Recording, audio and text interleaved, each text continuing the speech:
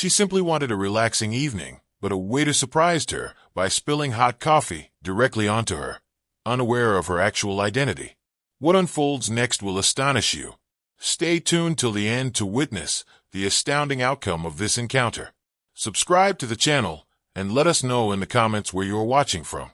Nestled in the heart of the bustling city, La Belle Époque stood as a testament to culinary excellence and elegant dining.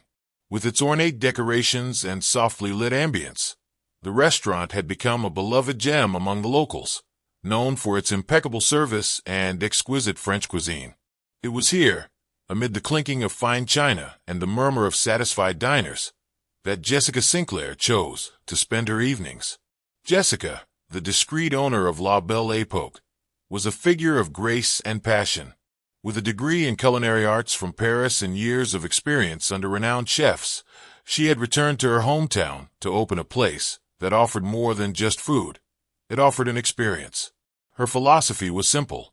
Every dish served was a piece of art, and every patron deserved a perfect evening. But tonight was not just another evening at the restaurant. It was an opportunity for Jessica to see her world through the eyes of her guests, without revealing her identity. As she mingled quietly among the tables, her keen eyes missed nothing, absorbing every detail of the service and the joy it brought to those around her. As the evening wore on, La Belle Époque buzzed with a lively energy. Couples laughed softly over shared desserts, business associates toasted to successful deals, and families celebrated special occasions. The clatter of silverware and the soft melody of a piano playing in the background filled the air, crafting an atmosphere of refined jubilation. Amid this vibrant tableau, Jessica Sinclair moved discreetly, her presence barely noticed by the jubilant patrons. Her eyes, sharp and attentive, caught every detail. A waiter gracefully balancing a tray of flutes brimming with sparkling champagne, a sommelier expertly recommending a vintage wine, and a young server meticulously adjusting the settings at an empty table, preparing it for new arrivals. However, as she continued her observations, Jessica's keen senses began to detect subtle lapses in the service. A waiter's smile faltered for just a moment too long. A dish was served lukewarm to a table in the corner, and another patron seemed to be trying to catch the eye of any server who passed. These small inconsistencies, barely noticeable to the untrained eye, were glaring to Jessica. She felt a growing concern, a tension building within her as she noted each minor flaw, aware of their potential to disrupt the perfect dining experience she strived to provide. This careful balance of delight and disappointment set the stage for an evening that would test her leadership and resolve. The room hummed with a gentle crescendo of voices and laughter, but all was abruptly punctuated when Tom, a usually adept waiter, approached Jessica's table with a bit too much haste. In his hands, he carried a bowl of La Belle Époque's signature lobster bisque, its steam curling invitingly into the air. But tonight, his steps were uncharacteristically rushed, his brow furrowed with the pressure of the bustling evening. As he reached Jessica's table, his hand trembled, and the bowl tipped precariously. Before anyone could react, the hot soup cascaded onto Jessica's lap, the red broth splashing across her elegant dress. The clamor of the dining room seemed to halt, as patrons at nearby tables turned their heads, drawn by the sudden disruption. Gasps echoed softly from an adjacent table where a young couple sat, their expressions a mix of concern and shock. "Oh no, that looks painful," the woman whispered, her hand covering her mouth. The man with her shook his head slightly, muttering about the carelessness. Jessica, meanwhile, sat stunned for a split second, the warmth of the soup soaking through her attire. Her composure rattled. Quickly regaining her poise, she dabbed gently at her dress with her napkin, her face a mask of calm. Despite the mishap, she managed a strained smile at Tom, who was apologizing profusely, his face pale with embarrassment. "I'm so terribly sorry, ma'am," Tom stammered, his voice barely above a whisper, aware of the many eyes now fixed on them. Jessica nodded, signaling an understanding, yet her eyes conveyed the seriousness of the blunder. Around them, the murmurs resumed, the dramatic pause ebbing away as the restaurant slowly returned to its rhythm, but the air remained charged with a tense anticipation of how the owner, unbeknownst to all, would handle the fallout of this fateful mishap? Jessica sat quietly for a moment, the warmth of the spilled soup still clinging to her dress. She forced a composed expression, but inside, her thoughts swirled. How could this happen here? At La Belle Epoque? She wondered, the weight of her responsibility as an owner pressing heavily on her. Her mind flickered back to her early days in the culinary world, long nights in kitchens, learning not just how to perfect a dish, but how to lead with grace under pressure. She remembered the golden rule instilled in her by her mentors. No matter what happens, the guest comes first. It was a principle she had built her business on, and yet here she was, experiencing a lapse in that very standard. Across the table, Tom was a whirlwind of movement, his face flushed with panic. "I'll get a towel. And perhaps we can have your dress cleaned immediately," he blurted out, fumbling for solutions. He disappeared briefly, returning with a fresh napkin and a glass of water. His hands trembled as he placed them on the table, visibly shaken. "Again, ma'am, I'm so sorry," he said, his voice earnest but faltering. "I didn't mean for that to happen. Can I bring you another bowl of soup? Or anything else on the house?"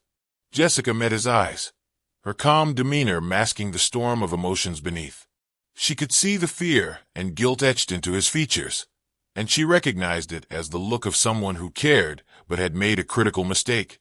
At least he's trying, she thought, though her standards demanded more than mere apologies. "No, thank you," Jessica said gently but firmly. "Let's focus on the basics for now." She gestured for him to step back, allowing herself a moment to gather her thoughts.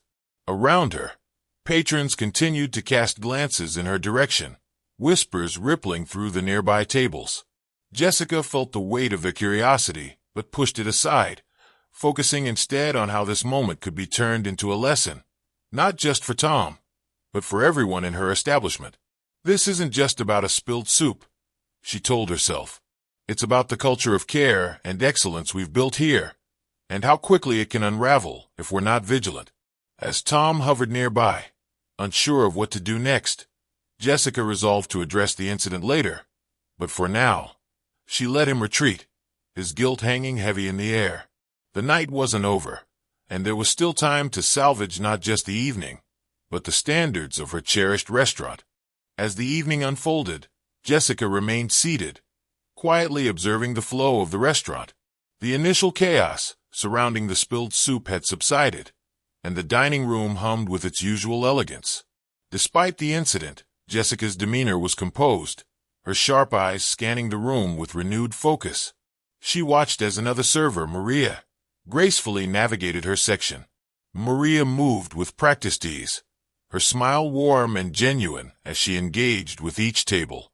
Jessica noted the way Maria anticipated her guests' needs, refilling glasses before they were empty and subtly adjusting silverware without being asked.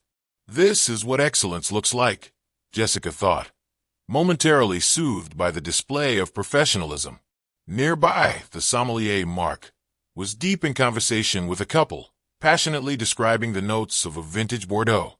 His enthusiasm was infectious, and the couple laughed as they clinked their glasses in a toast. Jessica smiled inwardly. Moments like this are why La Belle Epoque stands out. It's about creating memories, not just serving food. But her attention soon shifted back to Tom, who seemed to be struggling to regain his composure. His steps were hurried, and his interactions with guests were curt, his earlier mistake clearly weighing on him. At one point, Jessica noticed him deliver an order to the wrong table, only to hastily retrieve it and awkwardly apologize. The patrons, though polite, exchanged puzzled glances. Jessica's gaze lingered on Tom, not with anger, but with a mix of understanding and resolve. He's flustered, yes, but he needs guidance. This is a chance to teach, not just reprimand. Her observations also extended to the interactions among the staff. A busboy, barely out of his teens, approached Maria with a question about clearing a table. Maria answered patiently, her tone encouraging, while Tom, overhearing, snapped at the same busboy moments later for a minor mistake. The contrast was stark, and Jessica made a mental note. The attitude of one employee can set the tone for the entire team. Jessica knew the evening wasn't just about what had happened to her. It was a microcosm of her restaurant's culture. While there were shining examples of excellence, there were also cracks in the foundation, moments where frustration and carelessness seeped in. With every detail she observed, Jessica's resolve grew stronger. This is more than a single incident. It's an opportunity to reinforce the values that make this place special. As the evening drew on, Jessica remained a silent sentinel, absorbing the nuances of the night and planning her next move. She knew that leadership wasn't just about correcting mistakes. It was about inspiring her team to be their best, even in the face of challenges. Tonight would not be forgotten, and she was determined to make sure it became a lesson that would ripple through her establishment for years to come. Jessica sat quietly at her table, the evening winding down as the last few patrons lingered over dessert and coffee. Her mind churned with thoughts of how to address what she had witnessed tonight. She knew a confrontation was inevitable, but the question was how to approach it. Direct reprimands might address the immediate issues, but could sow resentment or fear among the staff. On the other hand, a more instructional approach would take time, but could lead to lasting improvements. She weighed the pros and cons carefully. If I go in too harshly, it might shatter Tom's confidence entirely. He's clearly trying, but his stress is affecting his performance. Maria and Mark, on the other hand, could be examples of what works well. Role models to inspire the rest of the team. Perhaps the key is balance, holding everyone accountable while fostering a sense of growth. As she reflected, Jessica's thoughts drifted to a moment early in her career, a memory that had profoundly shaped her approach to leadership. Years ago, she had worked as a sous chef at a prestigious restaurant in Paris. One fateful evening, during a busy dinner service, a young line cook had overcooked a filet mignon for a VIP guest. The head chef, a famously temperamental man, exploded in anger, berating the cook in front of the entire kitchen. Jessica had watched as the young man's hands trembled, his confidence shattered. He left the restaurant that night and never returned. That incident had stayed with her. Humiliation doesn't teach. It breaks people, she had realized.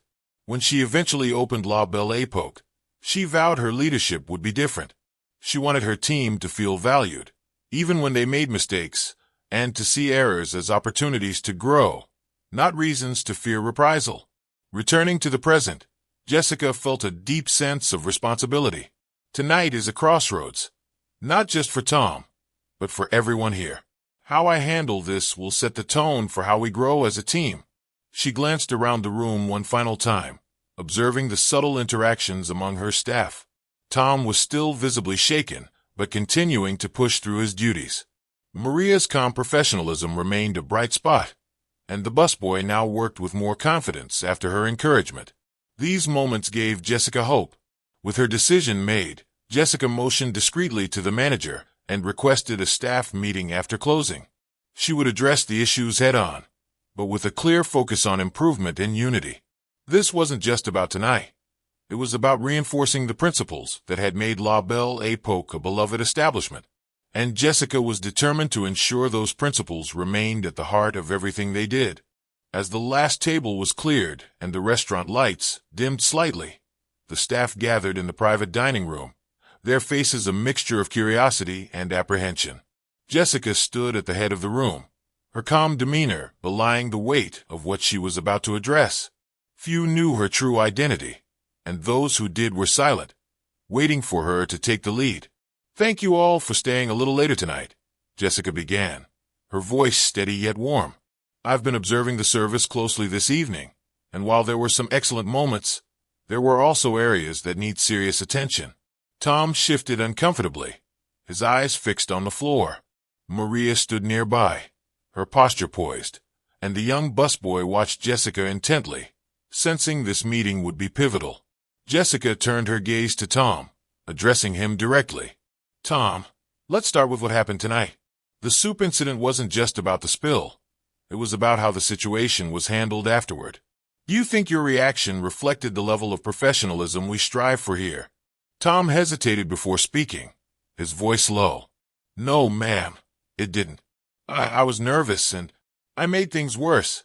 I'm sorry." Jessica nodded, acknowledging his honesty. "I appreciate your apology. But it's not just about saying sorry. It's about understanding how to turn a mistake into a moment of recovery.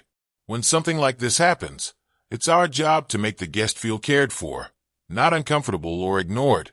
She turned to the group, her voice carrying a note of urgency. This is true for all of us. Every interaction, every plate we serve, is an opportunity to either build our reputation or damage it.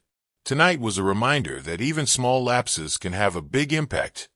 Maria raised her hand, stepping in to add her perspective. I think Tom's been under a lot of pressure lately. It's been busier than usual, and sometimes it's hard to keep up. Jessica smiled slightly. I understand that, Maria, and I appreciate you bringing it up. That's why teamwork is so important. When we see someone struggling, we step in to help. But we also hold each other accountable because our guests deserve the best experience we can provide. Jessica paused, scanning the room before sharing a personal story. When I was starting out in this industry, I worked under a chef who believed that perfection was the only option. But his way of achieving it was through fear, yelling, humiliating, making people feel small. That kind of leadership drove talented people away. I learned that you can demand excellence without stripping someone of their dignity. And that's what I expect here. Excellence, paired with respect. The room was silent as her words sank in. Tom looked up, his expression more resolved than before. I'll do better, he said firmly. I don't want to let you or the team down. Jessica nodded. I believe you, Tom, and I believe in everyone here. Mistakes happen, but how we grow from them defines who we are as a team. Let's use tonight as a lesson and move forward together. She ended the meeting with clear instructions for improvement and words of encouragement. Every one of you contributes to the soul of this restaurant. Let's make sure that soul reflects the best of us. As the staff dispersed, there was a renewed energy in the air. Tom approached Jessica privately, his face earnest. Thank you for not giving up on me, he said. Jessica smiled. Just don't give up on yourself, Tom. You have what it takes. Now go get some rest. We've got another chance to shine tomorrow. As the last of the staff filed out of the private dining room, Jessica lingered in the quiet stillness of La Belle Époque. The restaurant, once bustling with life, now sat in serene silence. She glanced around, her gaze falling on the details she loved so much. The soft glow of the chandeliers, the perfectly aligned tables, and the framed accolades on the wall that celebrated the restaurant's journey. Tonight had been a challenge, but as she reflected, Jessica felt a sense of clarity. Mistakes happen, she thought, but they're also opportunities to teach, to learn, and to grow. The soup spill was unfortunate, but it had revealed cracks in the system she might not have otherwise noticed. It also reminded her that leadership wasn't about avoiding problems, but confronting them with grace and resolve. Walking to the front of the restaurant, she allowed herself a small smile. Tom's promise to improve, Maria's willingness to support her team, and the young busboy's eagerness to learn, all of it reinforced her belief in her staff. They weren't perfect, but they cared, and that was a foundation she could build on. Jessica paused by the door, looking out at the quiet street. Her mind turned to the future. Continuous improvement isn't just a business strategy. It's a way of life in hospitality. Every piece of feedback, every mistake, every moment like tonight is a stepping stone toward excellence. She knew that the road ahead would have its share of challenges, but she was determined to face them with the same commitment that had brought her this far. The restaurant wasn't just hers. It belonged to everyone who walked through its doors, staff and patrons alike. And as long as she stayed true to her values, La Belle Époque would continue to thrive. Turning back to lockup, Jessica felt a renewed sense of purpose. Tomorrow was another day, another chance to make her restaurant better than before. To all viewers, Jessica's story is a reminder. Whether you're leading a team, running a business, or simply striving for personal growth, accountability and feedback are the cornerstones of success. Mistakes are inevitable, but what matters is how we respond to them. Leadership isn't about being perfect. It's about inspiring others to be their best, even when things go wrong. If you found this story meaningful, subscribe to our channel and join the conversation. Share your thoughts in the comments below. What does leadership mean to you? Let's continue to learn, grow, and pursue excellence together.